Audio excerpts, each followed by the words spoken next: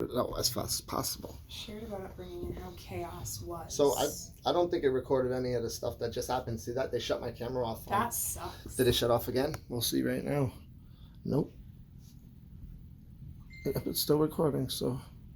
Shared about upbringing and how chaos was. Sorry guys, I don't know if it cut off on the last one. I don't know where it went, but that interview with a good person, that's hella good. You know what I'm saying? God, I'm sorry I used that word, but you know what I'm saying? Like, you already know. She's definitely a heck of a good person. Okay, so wait, do you only have one kid? I have 3. Oh, you have 3 kids. So 2 are in my custody. I gave my middle child up for adoption after she was born.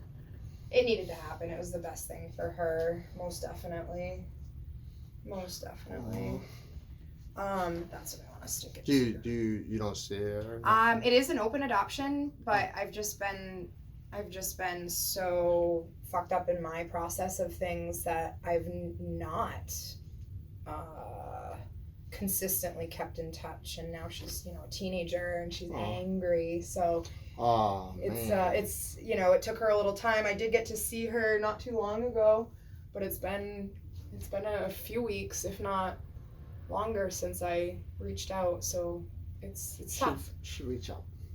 I will. That's like, something that I feel like something good's gonna come out. I need to stop the thinking. It's kind of like, this is what we go through. We challenge ourselves to do something new and different, and it is hard. It is hard to make connection when we've been disconnected, and sometimes it just takes jumping in feet first to try, not wait for the other person to reach out or whatever. Just fucking do it and see what happens, Yep. And so that's kind of what I do, but it's a process. It takes me a little while to get the gumption to do it. So I just give myself that space, and eventually, it happens, and it always ends up turning out well. So I need to stop panicking and just, like you said, just do it. Go with the flow. But I have to be right too, because it takes a lot of energy to be able to be with them. Let me ask you, do you ever have like any things that happen that make you feel like you should do something else? Like do you ever feel like something's telling you to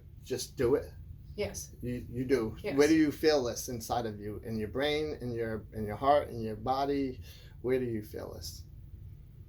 It's more my power center, so my torso, core area.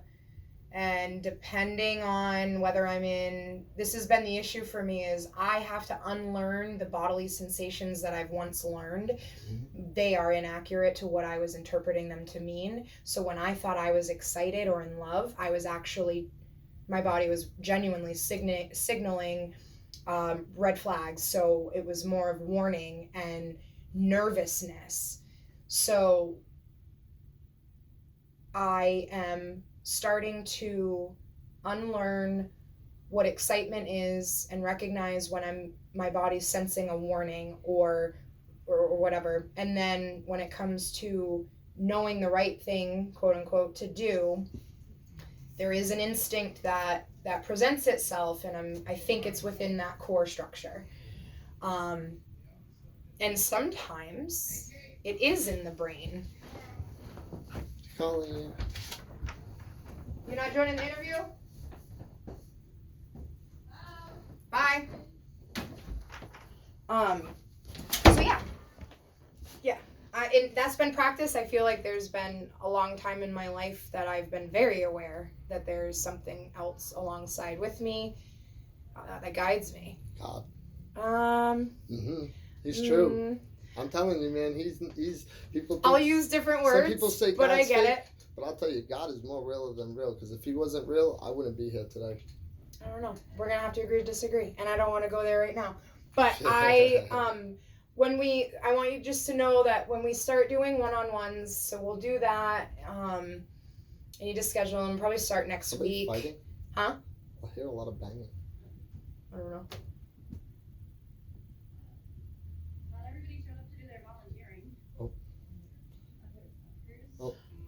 So I am gonna schedule one-on-ones next week. We'll start going over, more of the detailed stuff in regards to where you want to work on things. We do have documents to support some of that stuff, in regards to like questions on parts of your life that, you know, they are the way that they are today, and then with making goals, we're going to work towards changing some of that if you need or want to. Oh, I am. And we have the financial course coming up, training coming up, that I don't know if you signed up for that or not, but there was some, some folks are doing that. Can you talk to Kelly for me? Like, not now, but when you get a chance, when she comes in, see if she can get me a thing for the Y so I can go work out. That'll keep me. Oh, you can go. What do you mean? You can go right inside and get the scholarship. Like you don't need to. You can get if you're over that side of town, you can go right into the Y, ask them for the scholarship application. Yeah. You can fill it right out, and do you need a pen? Yeah. You can fill it right out, and they'll get back to you. Oh. Sorry. No. They'll get back to you within I don't know, I would say less than a couple weeks time, but Is that at the YMCA? Yeah, right at the front desk. Where's that located? I do not remember the name of the street, but it is. You want to know my next goal? It's where the police station 30 is. days, I'll be double this size. Bet. Oh, I believe it. I will. Yeah. I used to work out before, so I know what my body. Absolutely. I can't remember the street, but it's where the police station is by Capitol Street Park, right across the street from Capitol Street Park. That's where it is. Yep. I'll remember it. I'll GPS it. Yep. It's not terribly far either. So it's going to be what do I say? Just the scholarship application. Yes. All right. I just want to make sure. I just don't want to. I'm trying to present myself a little more better. I hear that. And trying to talk to people more calmer, more relaxed, because sometimes I get a little, I get that energy and it just wants to come out. Mm-hmm. But that is a very huge. That's something that we can put on the one-on-ones because I totally understand what that looks like, sounds like, and feels like. I've done that. I do that. Peter from MPRN has told me that there are no periods when I talk, just commas. And that can be, has a time and place. You know what? When I write my raps, or if I do write raps, I don't put no periods, no commas, no nothing, no, just straight right in it. Because when you're rapping, it's supposed to be all together anyway. You just kind of like, if you do want to put a little pause, you put it underneath. Yep. Yep. The next one. Oh, did you? I don't know what to do. I want to record music, but I feel like I need a quiet space. Like, I know it's quiet here, but I feel like when I'm recording, like in some of these rooms, the windows, they don't all shut, so you hear the cars. Oh right, yeah, we're working on that. But that's nothing for you guys. Right. I just have to find a place to get my music done because I got a lot of stuff inside that I want to get out, and I feel like now's the time.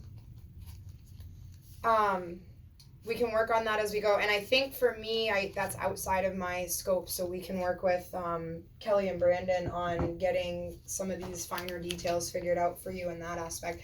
I think what I'll work on you more with are the internal pieces, some of the external, because that's a part of this too, and some of the external I can work with you on, but some of the things that you'll need externally for support, I won't be able to help you with. So we'll figure that out as we go. Because I couldn't possibly anticipate some of the things you'll have to do that I couldn't tell you ahead of time. So what I really want to focus on is sharing with you about the roles, the responsibilities of the roles, just to get a clearer picture. There's some changes in front desk, and I still need to get that document figured out for your guys' sign-in, time out, so that I can accurately track our volunteer hours without having to take 2 days. You should put it right under the board. People sign it right there.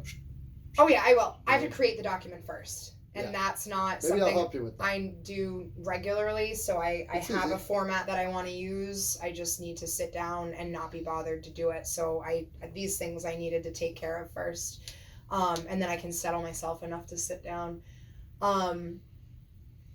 Wait, how long have you been working here? I started volunteering, I don't know, just shortly thereafter they're getting the building.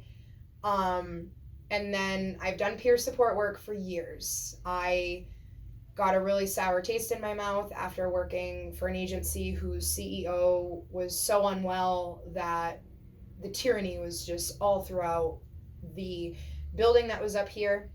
And then I worked in the center, the recovery center in Waterville. And even though she wasn't present often in that space, when she was, it was terrible. And as a peer, I did my job. I advocated for my people that were in the peer run center. They have choice. They need to be educated, and they were not being given certain information, and I called that out. And so the way she handled it was terrible, and I decided that I wasn't safe anymore in that work environment. My supervisor was going to be leaving. I didn't trust anybody to have my back, so I left.